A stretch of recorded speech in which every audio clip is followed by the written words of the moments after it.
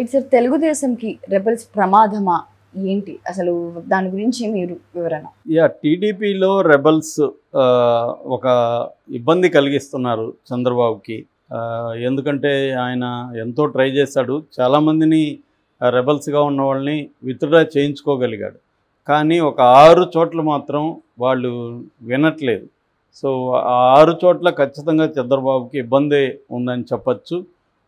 ఈ 6 చోట్ల ఏందని చూసినప్పుడు ఫస్ట్ విజయనగరంలో మీసాల గీత అక్కడొచ్చి అదితి విజయరామరాజు ఆమె చేస్తుంది.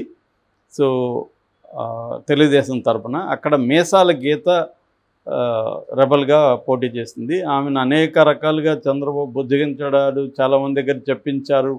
అయినా కూడా ఆమె ససేమిరా అని నిలబడే ఉంది, విత్డ్రా చేసుకోలేదు.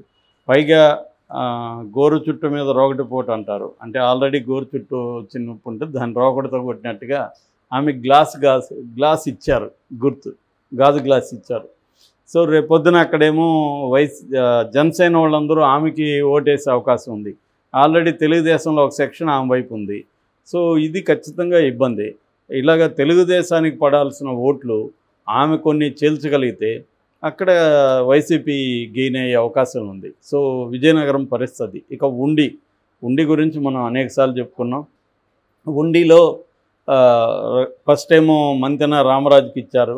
ఆల్రెడీ మంతెన రామరాజుకి ఇచ్చేసరికి అక్కడ శివరామరాజు ఉన్నాడు, ఆయన వేటూరి శివరామరాజు, ఆయనకి ఆల్రెడీ కోపం వచ్చింది, ఆయన రెబల్గా మారాడు. ఆ తర్వాత ఏం చేశారు, ఈ రామరాజును కూడా కాదని రఘురామరాజును తీసుకొచ్చి పెట్టారు. రఘురామరాజుని తీసుకొచ్చేసరికి ఇంకా శివరామరాజు రెచ్చిపోయాడు. ఎందుకంటే రఘురామరాజు శివరామరాజుని అవమానించాడని చెప్తారు ఒక కథ, అది నిజమా కాదు తెలీదు. అంటే ఆయన్ని నేను నీకు సీట్ ఇప్పిస్తాను అని చెప్పి ఏమార్చాడని, అవమానకరంగా మాట్లాడాడని చెప్తారు. కొంతవరకు వాస్తవం కావచ్చు, ఎందుకంటే రఘురామకృష్ణరాజు ఆయన నోటి పనితనం మనందరికీ తెలిసిందే, ఎలా మాట్లాడతారని. సో అందువల్ల ఆయన మాట్లాడి ఉండొచ్చు, దాంట్లో ఏమీ ఆశ్చర్యం లేదు. ఏదేమైనా మాటలు అనేవి అందరు రాజకీయ నాయకులు ఇవాళ ఎట్లా ఎవరికేమీ డోర్స్ ఏమి లేవు కదా నాలుగుకి నోటికి. సో ఎవరిష్టం వచ్చినట్టు వాళ్ళు మాట్లాడతారు, మళ్ళీ యూటర్న్ తీసుకుంటారు, అన్నీ సహజమే. కానీ ఆయన ఎక్కడ తగ్గట్లేదు. పైగా ఫార్వర్డ్ బ్లాక్ తరపున ఆయన పోటీ చేస్తున్నాడు. All India Forward Bloc party తరపున సింహం గుర్తుంది.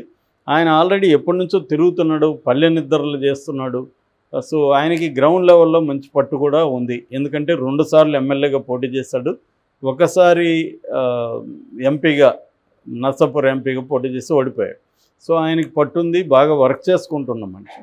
ఇక రామరాజు ఏదో చంద్రబాబు చెప్పాడు, మనకి ఇక్కడ జిల్లా అధ్యక్షుడిగా ఇచ్చాడు, అది ఇదని చెప్పి ఆయన విత్డ్రా చేసుకున్నాడు. కానీ ఆయన అభిమానులు రామరాజుని పక్కన పెట్టేయడం ఇష్టం లేదు. రెండోది ఏంటంటే రఘురామకృష్ణరాజుకి అక్కడ కొన్ని మైనస్లు ఉన్నాయి. ఆ మైనస్లు ఏంటంటే ఈయన ఎప్పుడూ అందుబాటులో ఉండడు నియోజకవర్గంలో. ఈయన ఢిల్లీలోనో హైదరాబాద్లోనో కూర్చుంటాడు. మనం ఢిల్లీకి వెళ్ళలేం, హైదరాబాద్కి వెళ్ళాం. పైన ఆయన ఆరోగ్యంగా మాట్లాడతాడు. సో మన సమస్యలు సాల్వ్ చేయడు అన్న ఒక భయం అయితే ఉంది తెలుగుదేశం కేటర్లో. సో ఇవన్నీ రఘురామకృష్ణరాజుకి అక్కడ మైనస్గా మారే అవకాశం ఉంది. మరి రఘురామకృష్ణరాజు దీన్ని ఎలా డీల్ చేస్తారు? నిన్న కూడా నేను కొన్ని కామెంట్లు చూసాను, ఆయన లైవ్లు ఎక్కువ ఇంకా ఇస్తూ ఉన్నాడు. సార్ మీరు లైవ్లో ఆపేసి జనంలోకి వెళ్ళండి అని వాళ్ళే వాపోతున్నారు. జనంలోకి వెళ్తే ఓట్లు వస్తాయి, లైవ్లో పెట్టి మీరు ఎవరినంటే జర్నలిస్టులను తిడుతున్నారు, ప్రత్యర్థులను తిడుతున్నారు, జగన్ని తిడుతున్నారు. మీరు జగన్ని తిట్టే కార్యక్రమం అని ఇక్కడ ఉండికి మీరు ఏం చేయబోతున్నారు? ఉండి ప్రజల్ని అడ్రస్ చేయండి, ఉండి సమస్యలు ఏమి ఉన్నాయి, మీరు బెటర్గా ఎలా చేయబోతున్నారు అది చెప్పండి సార్. మీరు ఇంకా పాత వైసీపీ రెబల్లాగే మాట్లాడుతున్నారని కూడా కామెంట్లు పెడుతున్నారు. అంటే ఆయనలో ఏమాత్రం మార్పు రాలేదు రఘురామకృష్ణరాజు. సో అది కూటమికి ఇబ్బంది. ఒక సీటు పోయినా కూటమికి పోయినట్టే కదా అక్కడ. సో ఇక మూడవది అరకులో సువేరి అబ్రహాం అని ఆయన అక్కడ రెబల్గా పోటీ చేస్తున్నారు. సో అక్కడ ఇబ్బంది అరకులో. ఇక నాలుగవది అమలాపురం, పటమట శ్యామ్ కుమార్ రెబల్గా మారాడు అక్కడ. సో శ్యామ్ కుమార్ వల్ల అక్కడ కూడా శ్యామ్ కుమార్కి కూడా అక్కడ కొద్దిగా గ్రౌండ్ లెవెల్లో మంచి పట్టుందని చెప్తున్నారు. ఆయన వల్ల కూడా ఇబ్బంది. ఇక పోలవరంలో ముడియం సూర్య ఆయన వల్ల కూడా ఇబ్బంది. ఆయన కూడా రెబల్గా ఉన్నాడు. ఇక సత్యవేడులో జడ్డా రాజశేఖర్. సత్యవేడులో ఏంటంటే వైసీపీ నుంచి వచ్చిన వాళ్ళకి సీట్ ఇచ్చారు అక్కడ. దానివల్ల అక్కడ తెలుగుదేశంలో ఎప్పటి నుంచో ఆయన ఆశావాహులుగా ఉండి పనిచేసుకుంటున్నాడు. 5 ఏళ్ళుగా వైసీపీకి యాంటీగా ఉన్నారు. ఇప్పుడు ఏంటంటే సడన్గా ఆ పార్టీలో నుంచి వచ్చి ఈ పార్టీలో చేరిన వాళ్ళకి ఇస్తే ఏమవుతుందంటే గతంలో ఆ క్యాండిడేట్ వల్ల వీళ్ళంతా ఇబ్బందులు పడి ఉంటారు, వీళ్ళని చేస్తుంటారు. ఇప్పుడు వెళ్ళి వీళ్ళు ఈయన గెలిపించానని వీళ్ళే చెప్పాలి.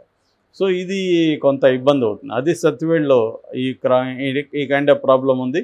అందువల్ల ఇప్పుడు ఈ 6 మందిని నిన్న సస్పెండ్ చేస్తూ అచ్చెన్నాయుడు ఒక ప్రకటన ఇచ్చాడు. అది ఓకే, సస్పెండ్ ఎట్లాగూ చేశారు, కానీ సస్పెండ్ చేయడం వల్ల లాభం ఏం లేదు వీళ్ళకి.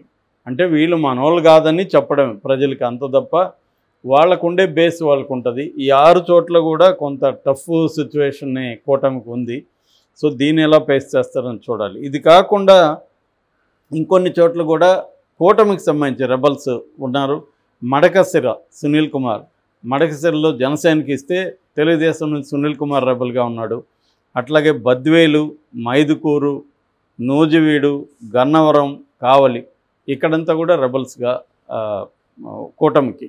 అంటే దాదాపు ఒక 10-12 చోట్ల కూటమికి రెబల్ అభ్యర్థుల వల్ల ఇబ్బందులు అయితే ఉన్నాయి. మరి దీన్ని ఎలా పరిష్కరిస్తారని చూడలేం. ఇంకే ఇప్పుడు పరిష్కరించడం కూడా కష్టమే, ఎందుకంటే ఆల్రెడీ టైం అయిపోయింది, విత్డ్రాల్ టైం కూడా అయిపోయింది. ఇంకొన్నది క్యాంపెయినింగ్ 11 రోజులు.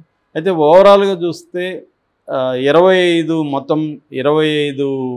పార్లమెంట్లో 503 మంది పోటీలో ఉన్నారు మన ఆంధ్రప్రదేశ్లో. ఇక 175 నియోజకవర్గాల్లో, అసెంబ్లీ నియోజకవర్గాల్లో 2075 మంది అభ్యర్థులు నిలబడి ఉన్నారు. నంద్యాలలో హైయెస్ట్ ఎంపీలో 36 మంది పోటీ చేస్తున్నారు నంద్యాలలో ఎంపీగా. లోయెస్ట్ అంటే రాజమండ్రిలో 12 మంది, మన అక్కడ పురంధేశ్వరి చేస్తుంది కూటమి నుంచి, అక్కడ 12 మంది ఉన్నారు. ఇక అసెంబ్లీకి వచ్చేసరికి తిరుపతిలో 48 మంది పోటీ చేస్తున్నారు. అంటే ఆల్రెడీ అక్కడ బోమన్ కరుణాకర్ రెడ్డి వాళ్ళ కొడుకు అభినయ్ రెడ్డి ఎమ్మెల్యేగా పోటీ చేస్తున్నాడు వైసీపీ నుంచి. ఇటు కూటమి నుంచి జనసేన తరఫున ఆరణి శ్రీనివాసులు చిత్తూరులో వైసీపీ ఎమ్మెల్యేగా ఉండి ఇటు వచ్చాడనమాట. ఇప్పుడు ఆరణి శ్రీనివాసులు చిత్తూరు రౌడీని తీసుకొచ్చి 30 మంది దగ్గర నామినేషన్ వేయించాడని ఇక్కడ కరుణాకర్ రెడ్డి ఆరోపించాడన్న. ఏదేమైనా అక్కడైతే 48 మంది ఉన్నారు. అయితే తక్కువ ఉండేది చోడవరంలో, కేవలం 6 మంది మాత్రమే ఉన్నారు. అంటే ఎక్కువ ఉన్న చోట జనాలకు కూడా కన్ఫ్యూజన్ వస్తుంది, ఎవరికి వేయాలి ఓటు, ఏ గుర్తు ఏంటి. ఈ కన్ఫ్యూజన్ ఓటు వేసే వాళ్ళకి, ముఖ్యంగా చదువుకున్న వాళ్ళకి, వృద్ధులకి, వీళ్ళకి ఈ ప్రాబ్లం ఖచ్చితంగా ఉంటుంది. అంటే ఫర్ ఎగ్జాంపుల్ ఇప్పుడు 48 మంది ఉంటే 48 మందిలో ఎత్తుక్కొని వేయాలి కదా ఓటు. గాజు గ్లాస్కి వెతుక్కోవాలి, లేదంటే ఫ్యాన్ గుర్తు ఎత్తుక్కోవాలి. సో ఆ ప్రాబ్లమ్స్ ఉన్నాయి. ఏదేమైనా ఈ రెబల్స్ వల్ల చంద్రబాబుకి కానీ కూటమికి కానీ కొంత నష్టం జరిగే అవకాశం కనిపిస్తుంది. జనరల్గా ఏంటంటే ఇప్పుడు ఇదైతే సింగిల్ పార్టీ కాబట్టి వైసీపీ ఇబ్బంది లేదు, వాళ్ళకి అనుకున్న వాళ్ళకి సీట్ ఇచ్చారు. అది కాకుండా ముందుగానే అనౌన్స్ చేయగలిగారు. రెబల్స్ని కొంతమందిని బొత్తిగించుకున్నారు, మార్చుకున్నారు, అవన్నీ చేసుకున్నారు. కానీ కూటమి ఏంటంటే లేట్ అయింది ఇచ్చేదానికి కూడా. అప్పటికి మామూలుగా చంద్రబాబు నేచర్ ఏంటంటే నాంచుతాడని, లాస్ట్ మినిట్ వరకు ఆయన నాంచుతాడని. కానీ ఈసారి కొద్దిగా ముందుగానే ఇచ్చినారు కానీ, బట్ వైసీపీతో పోలిస్తే లేట్ అయిపోయింది. పైగా కూటమిలో చాలా సీట్లు బీజేపీకి 10 ఇవ్వాల్సి వచ్చింది అసెంబ్లీ, ఇటు వీళ్ళకి 21. అంటే 31 సీట్లు వేరే వాళ్ళకి పోవడం వల్ల తెలుగుదేశంలో 5 ఏళ్లుగా జగన్ మీద పోరాటం చేస్తూ ఆయా నియోజకవర్గాల్లో పనిచేసుకుంటున్న వాళ్ళు, వాళ్ళకి సీట్ రాకపోతే ఖచ్చితంగా వాళ్ళు కోపం ఉంటుంది, వాళ్ళకి బాధ ఉంటుంది. సో వాళ్ళందరూ ఇప్పుడు రెబల్స్గా మారారు. కొంతమంది రెబల్స్గా నామినేషన్ వేయకపోయినా వాళ్ళు కూడా రెబల్స్గా మారే అవకాశం ఉంది.